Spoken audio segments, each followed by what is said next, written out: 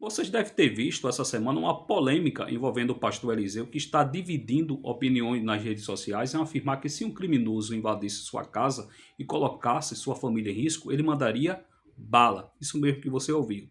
Se tentar entrar na minha casa e meter a faca nos filhos da minha esposa, leva bala. O lugar de pregar é na praça, é na igreja. Agora, invadir minha casa para assassinar minha família por causa de religião, morre. E Deus perdoa se acaso... Perdoa, eu não blasfemei contra o Espírito Santo? Tu acredita então que o cristão deve estar armado para se defender, Claro. seja de bandido ou seja de radicais religiosos? Claro. Ixi, tem pastor na África aí, irmão, que a igreja, os crentes tudo armado. Quando o muçulmano vem de longe, o que é que você quer? Tome!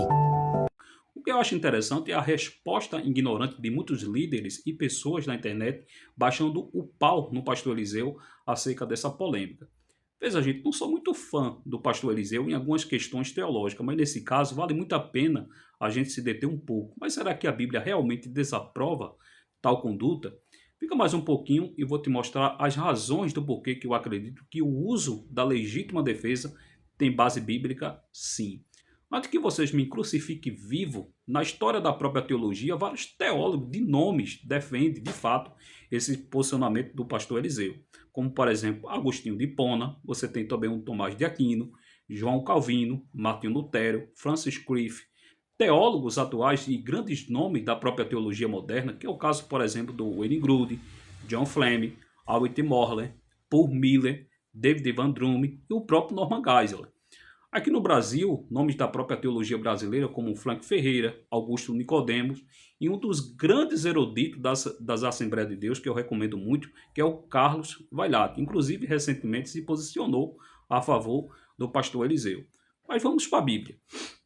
Há pelo menos 3 razões que a Bíblia torna lícito, ao meu ver, a questão, por exemplo, de matar alguém. Veja, primeiro, é legítima defesa, em Êxodo capítulo 22, versículo 2, e segundo, a aplicação legítima da justiça, e terceiro, a defesa de inocente diante de uma ameaça mortal, Esté 8 ao 9. Vamos falar, por exemplo, da legítima defesa.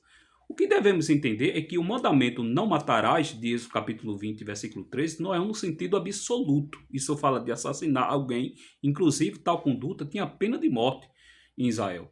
O texto de Êxodo capítulo 22 e 2 é claro quando ele diz o seguinte: se um ladrão for achado arrombado, e for ferido e morrer, aquele que o feriu não será culpado do sangue. Êxodo capítulo 22, versículo 2. Ou seja, o texto fala de um ladrão pego em sua casa, ameaçando sua família, o que matou ou feriu não será culpado do sangue. E você tem também a aplicação legítima da própria justiça, que são as autoridades constituídas por Deus em fazer justiça. Paulo mesmo reconheceu isso em Romanos, aí no capítulo 13, versículo 3, quando Paulo diz o seguinte, porque ela é ministro de Deus para o teu bem, mas se fizerem o mal, teme, pois não traz em vão a espada, porque é ministro de Deus e vingador para castigar o que faz o mal. Até Jesus reconheceu essa autoridade perante Pilatos quando disse o seguinte em João capítulo 19, versículo 11.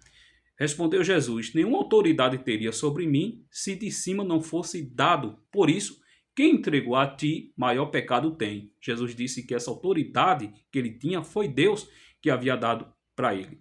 E você tem também a defesa de inocente diante de uma ameaça brutal. Um caso, um exemplo bastante claro, é o episódio que remete à história de Esté, em que os judeus, não estamos falando aqui de militares, mas de civil, que teve que lutar contra um decreto irreversível do próprio rei para matar todos os judeus. Em Esté capítulo 8, versículo 11, o rei Assuero dá autoridade para os judeus se defender. Esté 9 e 5 relata: assim feriram os judeus e todos os inimigos a golpes de espada, matando e destruindo-os. Agora, é bom lembrar que não estou aqui sendo a favor de matar, assassinar alguém, mas dentro das licenças legais, tanto das escrituras como também jurídicas do nosso país, o sistema realmente da autodefesa, ele tem sim propriedade visível e cabíveis dentro de uma sociedade, tanto pela teologia como também pela própria jurisdição do nosso país.